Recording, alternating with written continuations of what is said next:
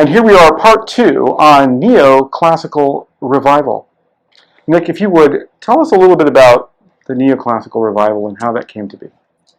Well, after neoclassicalism ended in the 1830s, it had many revivals, many artistic movements that were incorporated with whatever was the modern period of time. As the 19th century progressed, things became, typically as a general trend, especially in men's clothing, more streamlined, more minimal, and more modern. So there was less ornate details or less ornate forms.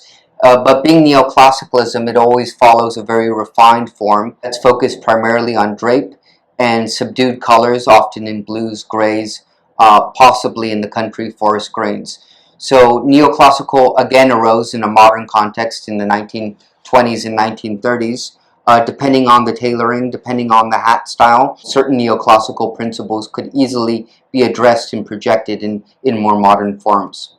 Okay, so obviously we have gone from the breeches, we've gone into a traditional suit, we've got into, the cravat or the tie. When did the tie really start coming out? Around what time period? What year? 1880s, 1890s, it started becoming its modern form. The suit, as we kind of know it today, was actually invented typically in black in Regency in the original neoclassical period, and it just transitioned, evolved into its current shape. Suits with no tails started to become a thing in the 1890s, 1880s, and typically it was on much more casual clothing. Right. And, it's interesting. Today we don't see a lot of people wearing suits. Going into office buildings, women will have business suits, sometimes skirts or pants. But it was interesting, somewhere, and I don't know the exact time frame, somewhere in the mid-60s, I don't know if it was the early 70s, suits were not as common anymore, and people are more into the polo or the business casual. One of the things that I really like is, of course, the fedora. Now, the fedora that you're wearing is incredible, and this is one of your own, I believe. It is one of my own, right. Yes. It's a beaver belly fur. Is that right? Mm-hmm. I did not know that. So, and as far as, if somebody wants to order one from you, right, they can contact you easily through Instagram if they wanted to order one of these fine hats you have. How long does it take to fabricate such a hat? It probably takes about a month or so to fabricate a fedora, to create a fedora. One thing that I primarily focus often in England in tailoring houses, and even occasionally in the United States as well, there's a house style, and my house style was very much influenced by the British aristocracy, who helped popularize the fedora in the early 20s, and became, very popular in Canada and Australia in the mid-20s, and by the late 20s, early 30s, it started to really catch on in the United States and replace the Homburg and other types of Homburg-esque types of hats that were the norm in the United States. Right. It's interesting when I think of the first Godfather, the Homburg, I believe, was worn by Pacino, if I'm not correct. Yes. Yes. It was more of a late 50s, early 60s style Homburg. But yes, Homburgs have been the semi-formal hat and became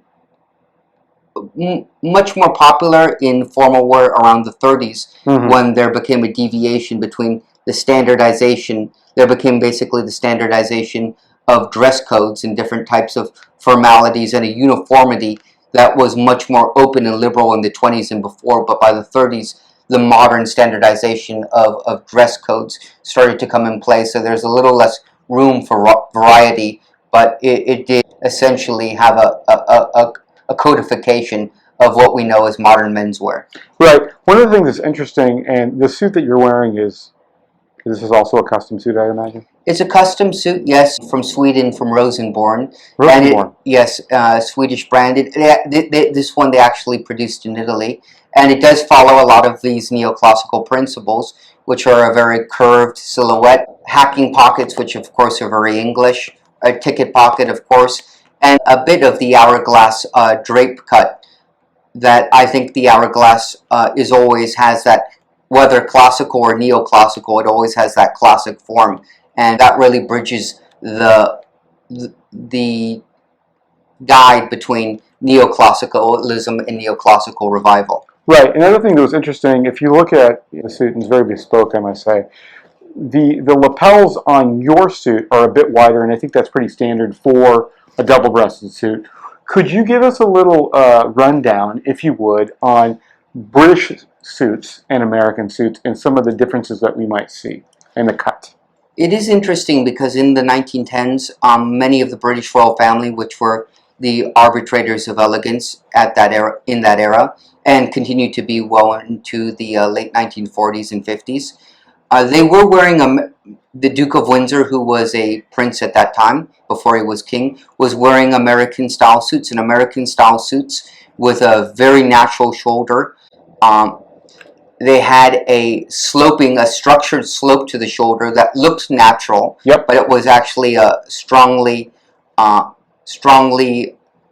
tailored and canvassed shoulder that fit right to the armhole. So that's the American suit is more rectangular in form, a little less hourglass shaped, and has at that time more skirting to the bottom of the jacket with a very narrow shoulder and a very high armhole. And the British royalty were wearing it, and so was most of the world wearing it. It wasn't until the mid-1920s that things started to widen out a bit. Yeah, it's American fashion, although now everything has gone to, very, very fit, almost it's skinny fit, if you will. Although those things are slowly changing back to something more of a relaxed fit. Is that accurate? I would say so. Tailoring, for the most part, would often be considered a lost art. So as economies are no longer localized, they no longer reflect their local tailoring. Arts have become relegated to museums, operas, symphonies. Yep. So tailoring itself is often not reflected. Tailoring and the culture of tailoring and the culture of the society is often not reflected in the suit styles that people see today, because men's suiting, for the most part, for many decades now, is reflected more of international mass fashion and not of a localized culture. That would be true, and as far as like suits, right? A lot of people will go to a Men's Warehouse. They'll go to a general outfitter. They might even find something on Amazon. But there's something special about having a suit made, a custom suit made for your body, for your figure. The bespoke thing, where it's not gonna look like it's just hanging on you, but it was made for you. And I think when people do invest in a tailor-made suit, there's a store locally called Indochine, if I'm not mistaken, in La Jolla. And for a reasonable price, between $400 and $600, you can get a pretty decent suit with your name or your initials monikered on the inside of the suit, or if you want to, maybe on the cuffs, perhaps. But I think there's something to be said about a man with a suit that has been specially made for his frame.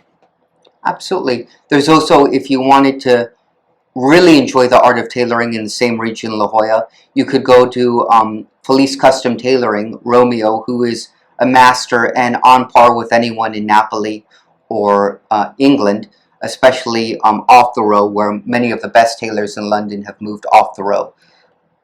It is interesting you bring up bespoke, because this particular suit, while I do have bespoke suits, this particular suit is made to measure, and while it fits nicely, it certainly lacks the seamless cut of a bespoke suit. So if I were to transition into some of my bespoke suits, you would see just a much more fluid line than this very nice made-to-measure suit, which is very nice, but not on the level of a bespoke suit. I see. And then that's good education. I think it's some of the things that are interesting, and if you can just comment. Sometimes suits you're going to see on the back of the jacket, right, the way it drapes over you, there will be sometimes a separation down the middle, or sometimes we're going to see it on the sides of the suit. What is the differences? Why would somebody want one where it's going to split directly down the back, or it'll be split maybe on the sides? A double vent, which is essentially two lines on the vent, it just gives you more maneuverability. The single vent has often been seen as an American aesthetic. Mm-hmm. It was actually both done on single and double at certain periods of time, but traditionally now a double vent is used on single or double, and a single vent is used only on single-breasted for the most part. Uh-huh. It was also very common in the past, and often now among traditional tailoring houses to do no vent on a double-breasted suit, as it doesn't give you as much maneuverability, but it follows the form probably as most elegant as a vent or a lack thereof could be. Right. It's all a matter of choice. Personal taste, right.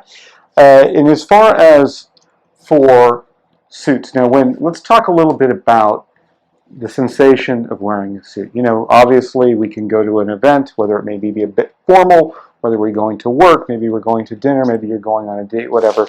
Going in there, you know, a basic polo and a pair of khakis, totally fine. But when you put on a suit, what does that do for you?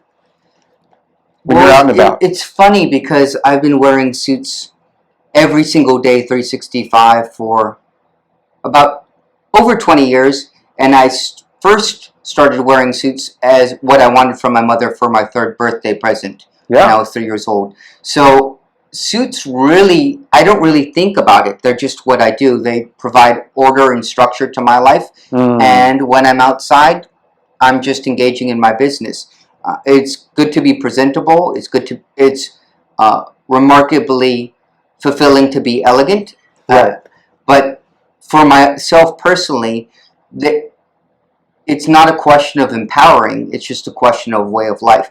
Lifestyle, certainly a tradition and a value system. However, I could certainly see for many people, elevation itself is, you know, empowering. And I could certainly see in anything somebody does, any type of discipline that they elevate their normal life into something, into a greater ideal or a greater presentation, would be empowering and uplifting. So that really regards to anything you do. Life should be about elevation and refining that. And suits, wearing a suit makes me feel refined. I'm also going back and to the core of the image I want to portray, but also putting my best step forward in a sense of elegance and also in a sense of style, because what we do is a reflection of who we are. Not completely, but is an extension of maybe not only the ego, but of the personality and style. And so, you know, as we kind of looked at, you know, neoclassical, if its origination and the revival and the formal wear that people have had through the last couple of 100 years, it's so amazing how whatever particular period piece we would like to partake in, what we'd like to wear, that we are doing so in a way that you can custom make the look for whatever you like. And I think that men's suits, I hope that we're going to see them more as the years go on. One of my favorite shows, the critically acclaimed show, was Mad Men, and that was more of the 1960s, early 1970s. Very minimal look, yeah. Very minimal, but it was a very elegant look. And, you know, seeing New York City with women with these gorgeous outfits and, you know, their perfect, you know, bouffant hairdos, and the men's with the fedoras and stuff. Although that's a little moving ahead in time frame for what we've kind of originally discussed, it's just really nice to see people look and feel their best. And I think that that's what really is an awesome thing in the sartorial review with the neoclassical fashion, is to understand the roots of our modern dress wear and how it has evolved. Nick, it has been an absolute pleasure to be here and to discuss these suits. Love your fantastic suit. You're looking great, sir. And if you liked the video, please subscribe to the Ricardo Del California show. If you would like to have an incredible fedora that is handmade and crafted, and you want to have something that's going to be a part of your hat collection and your forever home, please don't hesitate to contact Nick. And how would they contact you, even if they wanted to go through Instagram? Instagram, just look at Nicholas T. Engel Hatters, or Tibor Engel, Tiborengel, and I would be happy to make any style of hat beyond the house style. All right. Well, thanks again for everybody for watching. Take care.